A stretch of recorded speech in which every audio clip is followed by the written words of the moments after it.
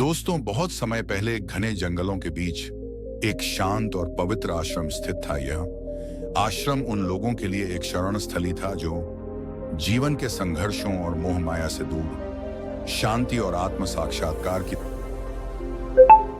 तलाश में आते थे। इस आश्रम में एक साधु रहते थे जिनका नाम स्वामी अनिरुद्ध था। उनकी ख्याति करुणा और तप के प्रतीक के रूप में दूर दूर तक फैली हुई थी। स्वामी अनिरुद्ध का जीवन एक तपस्वी का था। उनका दिन ध्यान, जप और योग में बीतता। लोग कहते थे कि उन्होंने अपनी सांसारिक इच्छाओं और कमजोरियों को त्याग कर आत्मज्ञान प्राप्त कर लिया था। उनकी उपस्थिति मात्र से ही लोगों को शांति का अनुभव होता था। लेकिन स्वामी अनिरुद्ध का जीवन हमेशा ऐसा नहीं था। अपने युवावस्था में वे एक सामान्य मनुष्य की तरह सांसारिक इच्छाओं और मोह में फंसे हुए थे। उन्होंने जीवन के भोग विलास को नजदीक से देखा था और अनुभव किया था कि यह सब क्षणिक और दुखदाई है। इसी एहसास ने उन्हें संसार छोड़कर इस तपस्या की राह पर चलने के लिए प्रेरित किया। आश्रम में उनका एक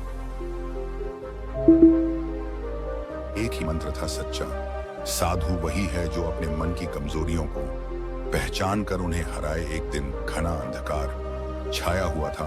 आसमान काले बादलों से भरा था और बारिश की तेज बूंदें जंगल की मिट्टी पर गिरकर एक भीनी भीनी खुशबू फैला रही थी। उस रात आश्रम के दरवाजे पर अचानक किसी ने दस्तक दी। स्वामी अनिरुद्ध ने दरवाजा खोला तो सामने एक भीगी हुई महिला खड़ी थी। उसने कांपते हुए कहा, महाराज, मुझे शरण चाहिए। मेरा नाम रंजना है। मेरे पति ने मुझे घर से निकाल दिया है। मैंने सुना है कि आप करुणा के प्रतीक हैं। मैं शांति की तलाश में यहाँ आई हूँ। स्वामी अनिरुद्ध ने बिना किसी सवाल के उसे आश्रम में प्रवेश दिया और उसे पाए ठहरने की अनुमति दी। उन्होंने उसके लिए भोजन और वस्त्र का प्रबंध किया।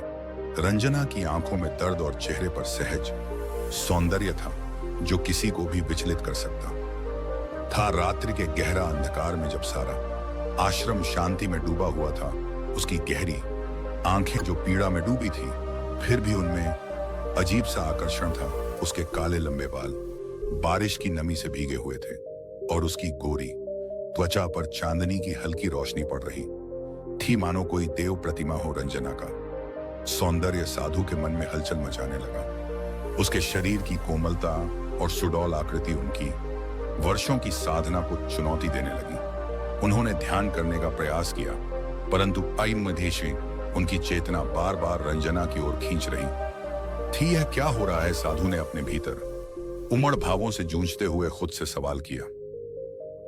उनके भीतर पुरानी इच्छाएं जाग उठी। वे वर्षों पहले का वह समय याद करने लगे जब उन्होंने संसार मोह माया को त्यागा था। उस कोयनी समय भी उन्हें यही कमजोरियां रोकने का प्रयास कर रही थी, परंतु उन्होंने उन्हें हराया था। आज वर्षों की तपस्या के बाद भी वह वही संघर्ष फिर से अनुभव कर रहे थे। साधु ने महसूस किया कि उनका मन रंजना के कोमल हाथों, उसकी गहरी मुस्कान और उसके पेज शरीर के आकर्षण की ओर खींचने लगा था। वह खुद को रोकने का प्रयास कर रहे थे, परंतु उनके भीतर की इच्छाएं उन्हें विचलित कर रही थी। उनके भीतर विचारों का एक तूफान बढ़ रहा था। यह तो मेरे तप का सबसे कठिन क्षण है। क्या मैं इस परीक्षा में सफल हो पाऊंगा? साधु ने ध्यान में बैठने की कोशिश की, परंतु उनकी आंखों के सामने रंजना का स्वरूप बार बार उभर रहा था। उसकी मौजूदगी मानो उनकी वर्षों की तपस्या को चुनौती दे रही थी। मैंने जो जीवन चुना है वह इन कमजोरियों से ऊपर उठने का है। अगर आज मैं इस परीक्षा में हार गया तो मैं अपने गुरु और अपने तप का क्या उत्तर दूंगा? उन्होंने अपने भीतर उठ रही इच्छाओं को हराने के लिए खुद को समझाना शुरू किया। उन्हें अपने गुरु की वह सीख याद आई, सच्चा साधु वही है जो अपनी कमजोरियों को पहचान कर उन्हें हराने का साहस रखता हो। यह विचार उनके भीतर शक्ति भरने लगा। उन्होंने अपने मन को कड़ा किया और ध्यान में लीन हो गए। धीरे धीरे उनके विचार शांत होने लगे। रात भर साधु अनिरुद्ध अपने भीतर चल रहे इस संघर्ष से जूझते रहे। उनकी साधना और इच्छाओं के बीच एक गहरा युद्ध चल रहा था। अंततः ध्यान की गहराई में डूबकर उन्होंने अपने मन को शांत किया। जब सुबह की पहली किरणें जंगल में फैली और आश्रम का आंगन हल्की सुनहरी रोशनी से भर गए, लगा तो साधु ने महसूस किया कि उन्होंने अपने मन को नियंत्रित कर लिया है। साधु ने रंजना को अपने पास बुलाया। वह अभी भी अपने मन में पीड़ा लिए हुए थी। उसकी आंखों में वह सवाल था जो जीवन के प्रति हर इंसान के भीतर कभी ना कभी उठता है, मैं क्यों? साधु ने शांत स्वर में कहा, बेटी, जीवन हमें कई तरह के दुख देता है, लेकिन यह दुख स्थायी नहीं होते। यह केवल हमारी परीक्षा लेने के लिए आते हैं। जिस दुख को तुमने सहा है वह तुम्हें तोड़ने के लिए नहीं, बल्कि तुम्हें मजबूत बनाने के लिए है। रंजना ने उनकी बातों को ध्यान से सुना। साधु के शब्द उसकी आत्मा को छू रहे थे। उसने पूछा, महाराज, मैं क्या करूं? मेरा जीवन अब किस दिशा में जाएगा? साधु ने मुस्कुराते हुए कहा, तुम्हारे भीतर जो शक्ति है वही तुम्हें सही राह दिखाएगी। अपने आत्मविश्वास को मत खो। संसार तुम्हारे सामने नए द्वार खोलेगा, लेकिन तुम्हें अपने दुख को अपनी ताकत बनाना होगा। याद रखो, हर अंधेरी रात के बाद सुबह होती है। तुम इस संसार में अकेली नहीं हो। हर व्यक्ति किसी न किसी संघर्ष से गुजरता है। अपनी शक्ति को पहचानो और अपने जीवन को नई दिशा दो। रंजना ने साधु का धन्यवाद किया और उनके आशीर्वाद से आश्रम से विदा ली। उसकी आंखों में अब विश्वास और साहस झलक रहा था। वह साधु की बातों को अपने जीवन में उतारने का निश्चय कर चुकी थी। उसके जाने के बाद साधु ने गहरी सांस ली और खुद को ठहरते हुए महसूस किया।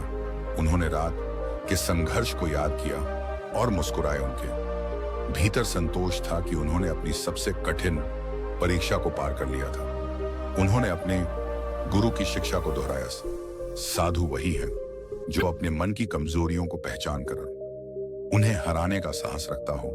उस दिन साधु अनिरुद्ध ने न केवल अपनी तपस्या को और अधिक प्रबल किया, बल्कि यह भी साबित कर दिया कि संयम और आत्मनियंत्रण ही सच्चे साधु का सबसे बड़ा गुण है। आश्रम के बाहर खिले फूलों की भीनी भीनी खुशबू और पक्षियों के कलरव ने जैसे यह संदेश दिया कि साधु ने न केवल अपने जीवन को बल्कि रंजना के जीवन को भी एक नई दिशा थी।